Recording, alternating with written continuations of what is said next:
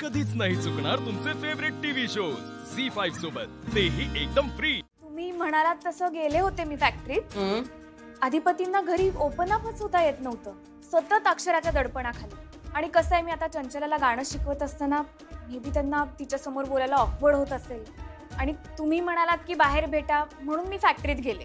अहो, जे आम्हीच केलं तेच आम्हाला काय सांगताय? हा, आम्हीच तुम्हाला खुनवलं का नाही की फॅक्टरीत जावा म्हणून? अहो, तिकडं काय घडलं ते सांगा। मी गेले, मी त्यांच्याशी बोलले की आपण परत एकदा गाण्याचा क्लास सुरू करू। मग त्यांना खूप कन्व्हिन्स केलं की घरात शक्य नसेल तर आपण बाहेर शिकवणी सुरू करू। मग काय झालं? नाही हो, नाही ऐकलं त्यांनी, पळच काढला त्यांनी, म्हणजे अक्षरशः पळून गेल्यासारखे गेले ते। अहो, काय तुम्ही पण, तुम्हाला एवढं रूप दिलंय, गोड गाळा दिलाय, त्याचा वापर नाही का करायचा? खूप प्रयत्न केले पण नाहीच ऐकत आहेत ते। नाहीच ऐकणार ते। सुनबाईंनी त्यासनी चांगलंच पडवलंय, त्यांनी पडवलेले पाडेच म्हणतात ते। हो ना, ते पूर्णपणे त्यांच्या ताब्यात आहेत। हो, अडचण काय आहे ते आम्हाला सांगू नका, हे आम्हाला माहित आहे। त्याच्यावर तोडगा काय आहे ते सांगा। तुम्हाला आम्ही सांगितलं होतं का नाही, आमच्याकडे लय वेळ नाही, जे काय करायचं ते पटपट करा। हो, मलाही वाटलं होतं की आज फॅक्टरीत ते एकटेच आहेत, तर ते माझं ऐकतील, माझ्याशी मोकळेपणाने बोलतील, पण तसं काहीच झालं नाही। मे बी त्यांना फॅक्टरीत काहीतरी कामाचं टेन्शन असेल, पण मला असं वाटतंय असं कुठेतरी भेटायला पाहिजे जिथे त्यांचा अख्खा वेळ माझा असेल, जिथे ते माझं ऐकतील आणि डोक्यात बाकी कसलेही विचार नसतील, असं म्हणजे माझं म्हणणं आहे। ठीक आहे, आम्ही सगळी व्यवस्था करतो, पण तुम्ही जे काय करायचं ते पटपट करा। हा, आम्ही तुम्हाला सांगितलं होतं का नाही, ते करत गाणी म्हणत बसू नका, फास्ट गाणी म्हणा। थांबा, तुम्हाला असं नाही कळायचं, नाही जरा थांबा। एक घ्या, हा, हे घ्या। हे काय म्हणजे कशासाठी? तुमच्या फास्ट गाण्यासाठी इंधन आहे, घ्या। नाही मॅडम, मला नको आहेत हे पैसे। नको आहेत म्हणजे? म्हणजे तुम्ही आधीच मला खूप पैसे दिलेत आणि आता मी पैशासाठी काम नाही करत। आता माझ्या स्वाभिमानाचा प्रश्न आहे।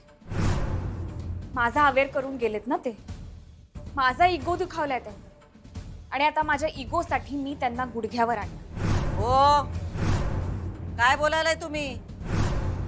अधिपतींना गुडघ्यावर आणायचं नाही, सुनबाईंना गुडघ्यावर आणायचं काम आहे तुमचं।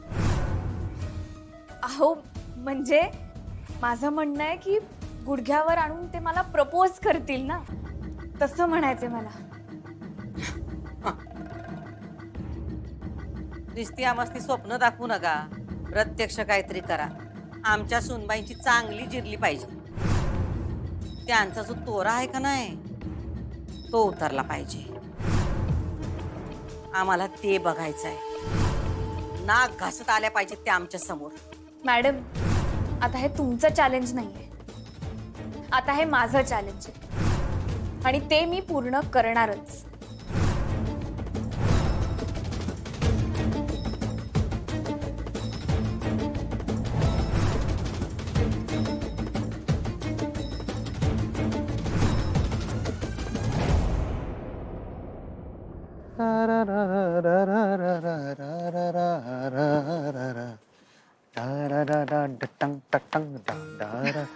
भारी वाटते की नाही? आज जरा वातावरण बरं आहे। हा, एवढा उन्हाळा आहे पण एक पावसाचा शिडकावा झाला संध्याकाळी, त्यामुळे जरा गारवा आहे की नाही? आल्हाददायक वाटाले। काय आल्हाददायक? तेच वाटाले हो। तुम्ही काय गुणगुणत होतात? त्यांनी अजून आल्हाददायक वाटत होतं। गे बसा, म्हणा की काय नाही ते आपलं असं म्हणा। तुम्हाला माहिती आहे काय, शास्त्रीय संगीतात आहे की नाही वेळेनुसार राग रचलेले आहेत, माहिती आहे काय? हा, म्हणजे असं संध्याकाळच्या रात्रीच्या असं शांत वेळेला का नाही कंस मामा, मालकंस असं असेल का? ते मालकंस त्याच्यातला आहे ते। आधा है चंद्रमा रात आधी, आणि मग रह न जाए तेरी न मेरी न बात आहे मुला, टंग टंग आधा है चंद्रमा। काय मस्त गाता तुम्ही, त्यामुळं आपण गाण्याचा विषय सोडून दिलेला आहे, तो विषय संपलेला आहे. तुम्ही काय विषय बोलणार होता त्यासाठी तुम्ही म्हणला आपण जरा आपण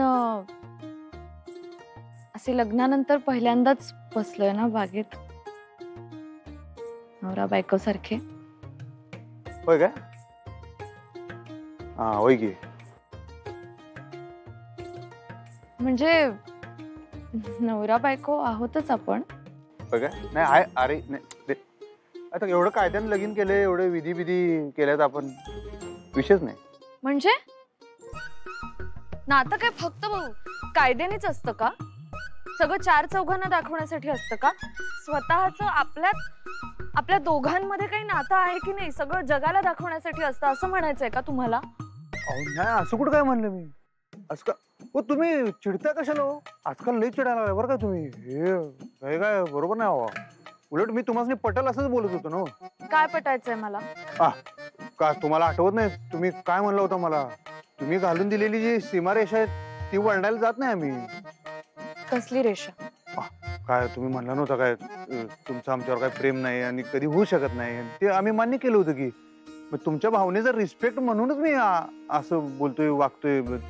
माझ्या काय तसं तुमच्याकडनं काय अपेक्षा नाहीत आणि मग कवाच नसणार आहेत. तुम्ही तुमचा वेळ घ्या भरपूर, तसं काय प्रॉब्लेम नाही. पाहिजे तेवढा वेळ घ्या म्हणजे म्हातार होईपर्यंत वाट बघणार आहात का तुम्ही? अबो काय की मग त्याला काय होतंय? ते उसाचा रसवाले काका काकू होते की नाही, तेवढं म्हातार झाल्यावर जरी तुम्ही मला बोलला तरी चालते. काय आपल्याला गडबड नाही काय. तुम्हाला काहीच कसं वाटत नाही हो? होय तुमचा विचार करालोय मी, तुम्ही आणि माझ्यावरच वरडालाय. माझी काय चूक आहे सांगा? काही माझा विचार करत नाही यार. नेमका कोणाचा विचार करताय? आता काय कुणाचा विचार करणार? आमच्या आयुष्यात तसं बी बायका तीनच. 3? हा आई साहेब तुम्ही, तिसरी विषयी काय मी काय बोलणार? म्हणजे आई अंबाबाई हो.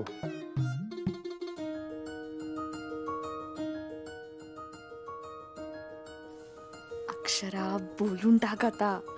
जवळ आलीयस तू इतकी, आता का थांबतीयस? तुला कळतंय ना तुझ्या मनात आता फक्त मैत्रीची भावना नाहीये.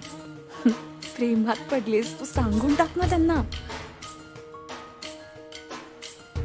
मान्य आहे स्वप्नात सुद्धा कधी कल्पना केली नव्हती की एका अशिक्षित माणसाच्या प्रेमात पडशील. ज्या गोष्टी शिक्षणानं कुणालाही शिकवता येत नाही त्या गोष्टी ऑलरेडी त्यांच्यात आहेत. माणूस म्हणून चांगले आहेत, शिकलेले कितीतरी भेटतील, पण एखादा चांगला माणूस शोधणं खूप अवघड आहे. आणखी काय हवंय तुला? मलाही हवेत ते, माझंही प्रेम आहे त्यांच्यावर. असंच बोलून टाक. ठीक आहे बोलणार आहे मी बोलणार आहे आता. एवढं काय घाबरायला? झी5 ॲप डाउनलोड करा आणि पहा सर्व एपिसोड्स एकदम फ्री.